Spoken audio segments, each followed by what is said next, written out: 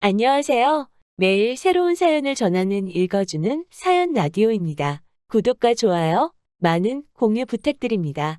오늘의 사연 시작하겠습니다. 안녕하세요. 결혼한 지 올해로 3년 차인 30대 여성입니다. 사랑만 있으면 그게 뭐가 됐든 극복할 수 있다는 어리석은 생각으로 남편과 결혼했어요. 그러니 한마디로 제 팔자 제가 꼬았지요. 그런데도 불구하고 여기 와서 이렇게 하소연을 하는 건 이마저도 하지 않으면 제가 정말 제명에 못 살 것 같아서요. 남편이 폭력적이고 무책임한 모습을 보일 때마다 그래도 내 남편이니까 내가 이해해줘야지, 내가 보듬어줘야지, 정말 돛 닦는 마음으로 참았거든요. 그런데 이제 더는 안 되겠어요. 36살이란 제 나이가 이미 늦었다고. 모든 걸 단념하고 살기엔 너무 아깝다는 생각도 들고요. 남편하고는 사회생활을 하다 알게 된 사이예요.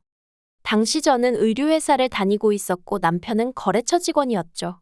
처음엔 회사 일로 연락을 주고받았는데 그 횟수가 빈번해지다가 몇 번 만나면서 사적인 얘기도 조금씩 나누게 되고 그게 계기가 되어서 알게 된 지 2년 만에 정식으로 연애를 시작했네요. 비록 사내 커플은 아니었지만 그래도 뒤에서 이런저런 말 나오는 게 싫어서 사람들한테는 알리지 않고 있다가 본격적으로 결혼 준비를 시작하면서 그동안 남편과 연애 중이었단 소식을 전했어요. 사실 제 연애 소식이 뭐라고 그렇게 쉬쉬했나 하는 사람들도 있었겠지만 거기엔 제 나름대로 이유가 있었습니다. 저희 친정부모님은 제가 중학생 때 이혼을 하셨거든요. 이런 말이 어떻게 들릴지 모르겠지만 솔직히 부모님의 이혼 소식을 들었을 때 별로 그다지 놀라진 않았어요. 워낙에 어려서부터 두 분 사이에 다툼이 잦았기에 평생 같이 사실 것 같진 않았거든요. 아무튼 그래도 외도를 했다거나 그런 건 아니었기에 비교적 원만하게 헤어지셨답니다. 저는 친정어머니를 따라갔고요. 하지만 원만하게 헤어지셨다고 해도 이혼이 저에게 미친 영향은 꽤나 컸습니다. 일단 저희 부모님은 같이 장사를 하셨다 보니 동네에 같이 아는 분들이 참으로 많으셨어요. 그렇다 보니 사람들끼리 이러쿵저러쿵 걱정이 되니까 그러는 거라곤 했지만 그래도 별의별 소리가 다 나오더라고요. 그래서 그때 저도 결심했죠.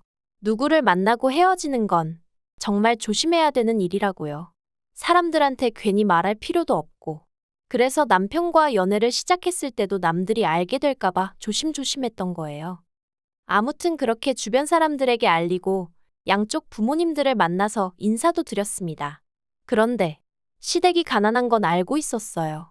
연애할 때도 남편이 자기가 어려서부터 얼마나 어렵게 자랐는지, 지금도 어머님 아버님이 돈 때문에 고생을 얼마나 하시는지 그런 이야기를 종종 했었거든요.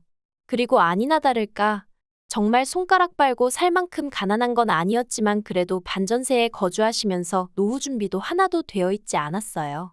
그런데 이런 조건을 알면서도 왜 결혼을 했냐면 저라고 조건이 얼마나 나은 건 아니었거든요. 시댁에서는 저희 부모님이 이혼 후 따로따로 사시는 걸 제 흠이라고 여기셨고 저 또한 나름대로 그게 제 컴플렉스였으니 저는 이혼한 부모 밑에서 자랐으니까 시부모님의 가난 정도는 이해해야 할 것만 같았어요.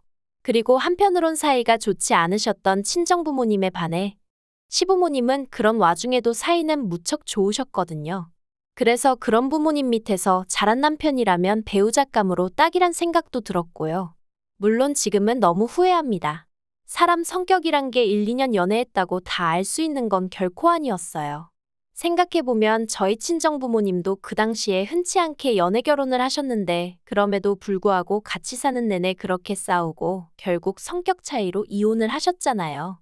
그런데 전 무슨 자신감으로 남편 성격이 어떻다 저떻다 판단을 내리고 결혼까지 결심했던 건지. 여담이지만 저희 친정부모님은 이혼 후 각자의 삶을 살고 계세요. 그리고 두 분 다 여전히 저에게 잘해주시죠. 하지만 아무래도 다 같이 한 집에 사는 건 아니다 보니 언젠가부터 친정어머니나 아버지께 저에 관한 이야기들을 시시콜콜 말하기가 어려웠어요. 그래서 결혼 전에도 이렇다 저렇다 상의 같은 걸 하기가 힘들었고요. 아무튼 그래서 제 나름대로 제 조건도 완벽치 않으니 가난한 시댁 정도는 제가 안고 가야 할 문제라고 생각을 하고 그렇게 결혼을 결심하게 되었네요. 그런데 제가 정말 생각이 짧았습니다. 가난한 시댁도 문제였고 남편은 결혼 후 제가 전혀 예상하지 못한 모습을 보여주기 시작했거든요. 그건 바로 술이었어요. 연애하는 동안에도 둘이 가끔 술을 마신 적은 있어요. 하지만 대부분은 저녁 식사를 하면서 가볍게 맥주 한두 캔을 마시는 정도였고, 술이 약했던 저에 반해 남편은 그렇지 않다 보니 저는 남편에게 주사가 있다고는 꿈에도 상상하지 못했습니다. 언젠가 한번 고등학교 친구들을 만난다고 나갔다가 필름이 끊겨서 들어온 적이 있긴 했었는데, 그냥 어느 다른 남자들처럼 어쩌다 정말 진탕 마시고 그렇게 되었나 보다고만 생각했었고요. 그런데 결혼하고 나니까 술만 먹고 나면 저에게 시비를 겁니다. 현관에 들어설 때부터 소리를 지르면서 들어오고 밤새도록 저한테 야 해대는데 그게 너무 듣기 싫고 공포스럽기까지 했어요. 대답을 해주면 얘기가 어디로 튈지 모르니까 눈 딱 감고 자는 척도 해봤는데 그러면 또 대답을 안 한다고 자기를 무시하는 거냐며 별의별 욕을 다 해댔죠. 그리고는 집안에 작은 기물들을 던지기도 했고요. 하지만 작은 기물이라고 해도 거실 바닥이고 안방 바닥에 널브러진 휴지곽이며 리모컨이며 깨진 화분 같은 걸 보고 있으면 그저 눈물만 주룩주룩 흐르더라니까요. 그런데 정작 당사자는 자기는 정말 아무 기억도 없다면서 평소처럼 여보 하고 나와서는 사과도 한 번 한 적이 없습니다. 기억이 안 나는데, 자기가 한 건지 정말 모르겠는데 어떻게 사과를 하냐면서 자기가 지금 사과를 하면 그건 진심 없는 가짜 사과라고, 그거라도 받고 싶은 거면 하겠다 하면서 빈정거리기나 할 뿐이었죠. 그래도 바보 같은 저는 참고 살려고 했어요. 막말로 저를 때리는 것도 아니고 집안을 때려부시는 것도 아닌데 어떻게든 술을 덜 마시게 하면 상황이 나아지겠지라고, 지금 생각해보면 말도 안 되는 소리지만 나름대로 그게 해결책이 돼줄 거라고 생각했어요. 그래서 남편이 술 약속이 잡히고 그럴 때면 어떻게든 빨리 들어오게 하려고 갖은 술을 다 쓰기도 했는데 결론은 별로 소용은 없더라고요. 나중엔 아예 제 전화를 받지를 않았으니까요. 하지만 그래도 어떻게든 품고 살려고 했어요. 친정부모님도 이혼을 하셨는데 저까지 이혼을 한다고 하면 그래도 친정부모님 두 분 다 얼마나 속상해 하실까 하는 걱정도 되었고, 말하기 좋아하는 사람들이 얼마나 신이 나서 떠들까 싶은 게, 그런 건 이제 겪기 싫었죠.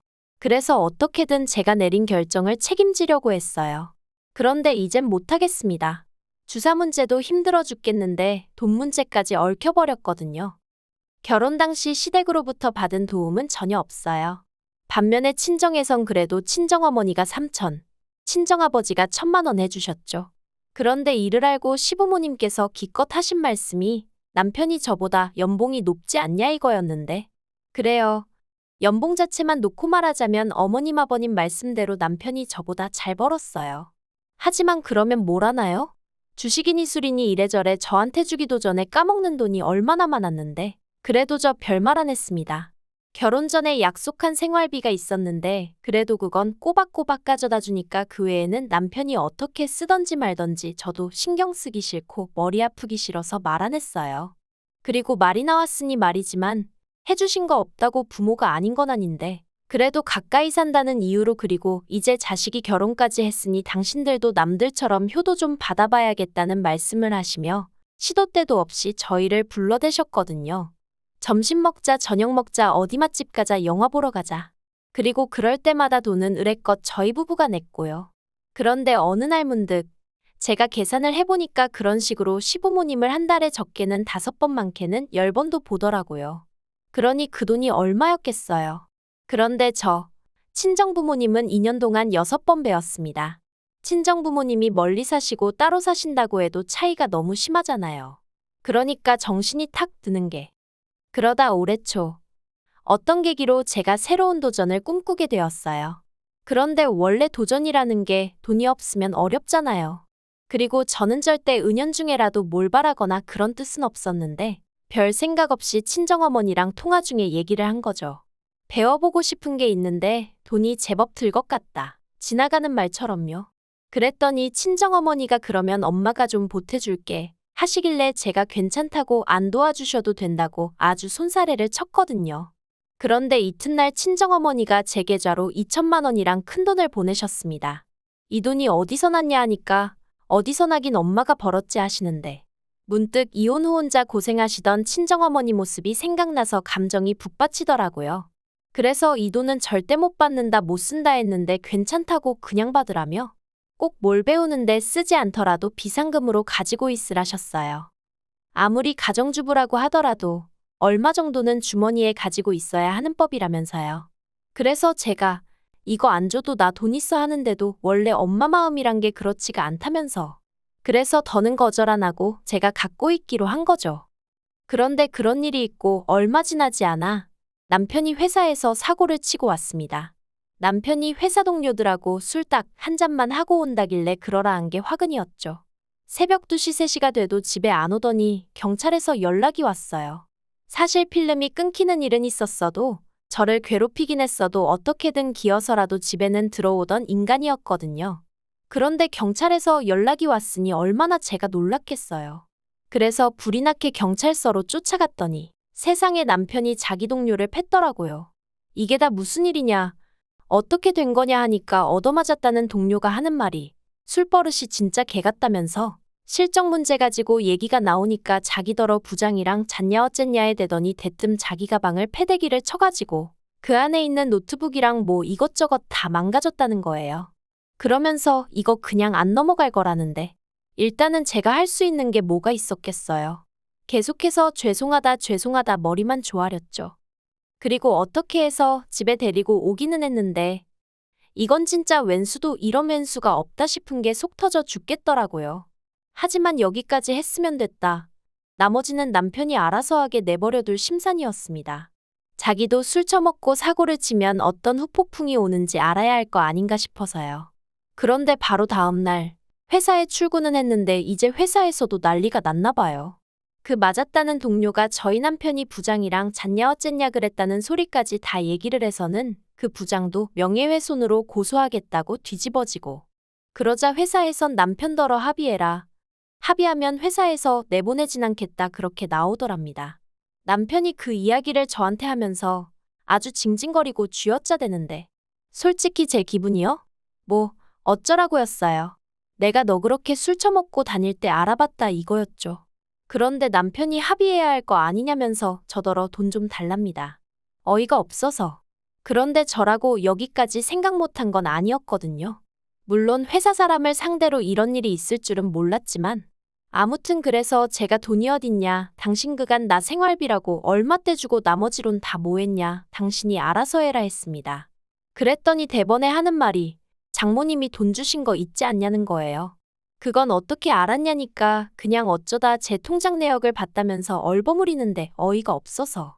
그래서 그건 나 필요한데 쓰시라고 주신 거지. 당신 사고 친 거 수습하라고 주신 돈 아니라고 그러니 꿈도 꾸지 말라고 했어요. 그리고는 제가 시부모님께 바로 전화를 걸어 지금 남편이 술 먹고 사고를 쳐서 한 1,000만 원 정도 필요하다고 하는데 어떻게 좀 도와주실 수 있냐 물었습니다. 그랬더니 수화기 너머로 깊은 한숨이 전해져 오더니 알겠다고 하시더라고요.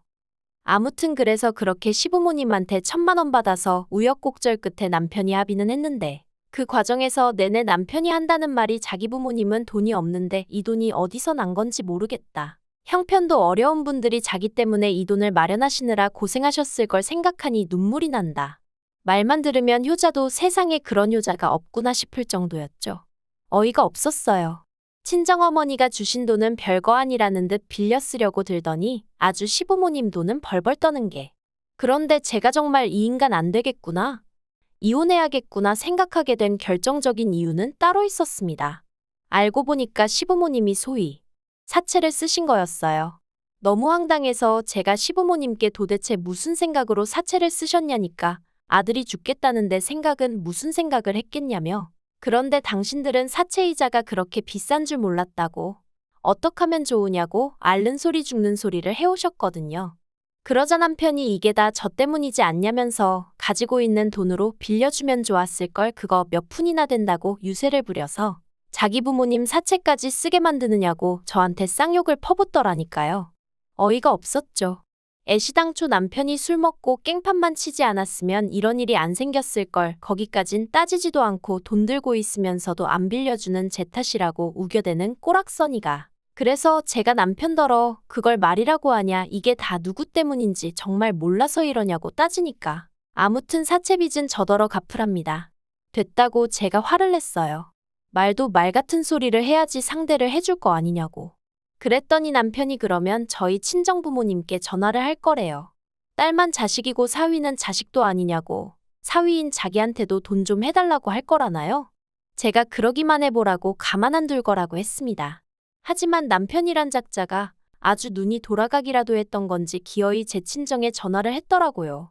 다행히 친정어머니께선 어느 정도 돌아가는 상황을 알고 계셨기에 또 술 먹고 이런 소리를 하는 거냐 화를 내시곤 그대로 다시 저희 시부모님한테 전화드리고 난리도 그런 난리가 없었네요. 그래도 다행히 저희 시부모님도 이번 일을 통해서 남편의 주사가 생각보다 심한 문제라는 걸 인지하셨기에 저와 친정부모님께 유감의 뜻을 전해오긴 하셨습니다만 결국 그 염치라는 것도 핏줄의 흐르기라도 아는 건지 어찌됐건 일단 급한 불은 꺼야 하지 않겠냐며 어머님께서 저희 친정어머니더러 돈 좀 빌려달라고 하셨다는 겁니다. 갚는 것도 되는 대로 조금씩 돌아가시기 전엔 다 갚을 거라고 하시면서요. 저희 친정어머니 말씀이 정말 기도 안 차시더래요. 사돈만 아니었으면 정말 뭐라고 한마디 하고 싶으셨답니다. 아무튼 이런 난리통을 단 며칠 만에 겪었으니 제가 남편한테 정이 얼마나 떨어졌겠어요. 그래서 남편한테 이 꼴쩍 꼴다 보기 싫고 친정어머니께도 죄송하고 이번에 그냥 어떻게 넘어간다고 해도 또 이런 일이 없으란 법이 있냐? 안 될 것 같다 헤어지자 했습니다. 솔직히 이제 와서 말이지만 남편과 살면서 여러 가지로 실망을 했기에 이후로 제가 임신하는 게 걱정스러워 잠자리에 좀 소극적이었어요. 그 일로 남편과도 여러 번 아닌 게 아니라 다투기도 했었고요. 근데 정말이지 그러길 잘했다는 생각만 들더라니까요. 남편도 제가 이렇게 피도 눈물도 없는 인간인지 몰랐다며 그래야자 이혼하고 나오는데 기도 안 차서. 자기 사고 친 거 메꾸느라 진 빚을 안 갚아준다고 피도 눈물도 없다니? 정말 황당하죠. 친정어머니께선 아니다 싶을 땐 결단을 내려야 한다며 저더러 이혼하라고 하셨어요. 당신이 이혼을 하셨다 보니 행여나 쉽게 말한다 소리가 나올까봐 그간 몇 번이나 이혼하라 소리가 목구멍 끝까지 올라왔는데 참으셨었다며 이젠 정말 해야겠다고 이혼 그거 별거 아니라며 저더러 제 능력으로 벌어먹고 살 수 있는데 뭐가 걱정이냐 그리고 엄마도 있으니 기죽지 마라. 그 말이 어찌나 힘이 되던지 괜히 눈물까지 나더라니까요. 그래서 어제 남편하고 이혼 서류 접수했고요. 이제 시간만 흐르면 되는 상황입니다. 부디 한 달 동안 남편이 정신을 차린다던가 그래서 이혼만큼은 하기 싫어진다던가 그런 불상사는 없었으면 좋겠어요.